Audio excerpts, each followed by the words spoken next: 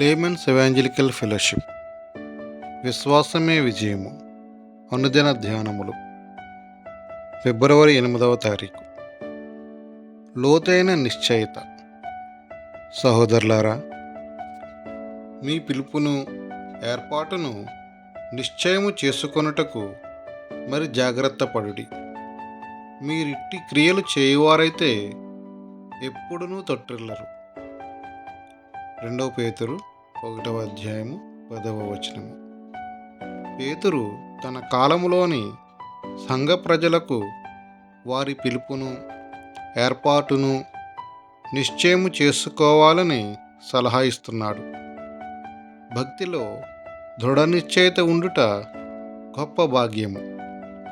తేలికైన అనిశ్చయ ఊగిసలాడే విశ్వాసము వలన ఏ ప్రయోజనము ఉండదు. పరిశుద్ధాత్మ మనకు గట్టి నిశ్చయితను ఇచ్చును. పవిత్ర హృదయము పవిత్రాత్మకు ఆసనముగా ఉండగలదు. అప్పుడు మన ఆత్మకు దేవుని ఆత్మకు మధ్య ఏకత్వము ఉంటుంది. హృదయము పరిశుద్ధముగా ఉంటే నిశ్చయితతో మన విశ్వాసము దృఢముగా ఉంటుంది.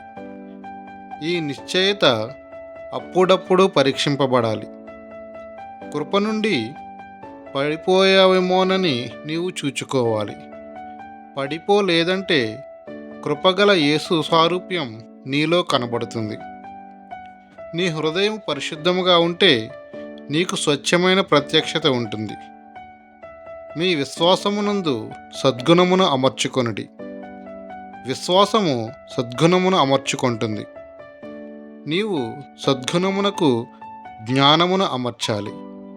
జ్ఞానము ఎల్లప్పుడూ శక్తివంతమైనది. దేవుని వాక్య జ్ఞానము ద్వారా సద్గుణము బలపరచబడాలి.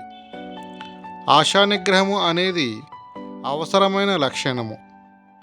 మన విశ్వాసము మనలను ఆశా నిగ్రహములోనికి నడిపించాలి. తినడము, త్రాగడము, నిద్రపోవడము, మాట్లాడటములో ఆశానిగ్రహము అవసరము. బంధువులపై ప్రేమ, స్నేహితులపై ప్రేమ విషయంలో కూడా దేవుని చేత సూచింపబడిన ఆశానిగ్రహము అవసరము. ఈ విషయములను నీవు వెంబడించినట్లయితే దేవుని అపరిమిత కృప నీకు ఇవ్వబడుతుంది.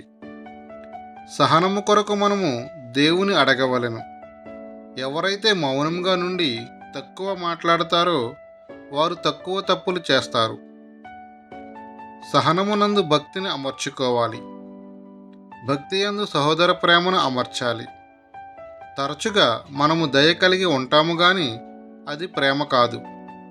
ప్రేమ నీలోని దైవ స్వభావమును వెలికితీస్తుంది. ఇవన్నీ నీలో ఇమిడియున్న యెడల నీ సేవలో నీవు ఫలభరితంగా ఉండలేవు.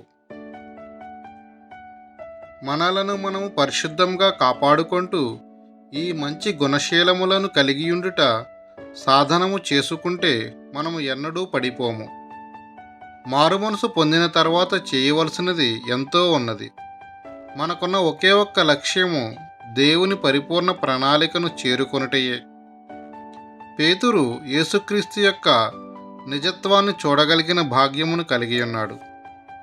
వేకువ నక్షత్రమును గూర్చి అతడు మాట్లాడుచున్నాడు. దేవుడు నీ కట్టి నిశ్చయితను ఇచ్చి నీ ఏర్పాటును, నీ పిలుపును ఇంకా స్పష్టపరుస్తాడు. ఈ విషయాలపైననే శ్రద్ధ ఉంచు. జాషువా డానియల్ గారు.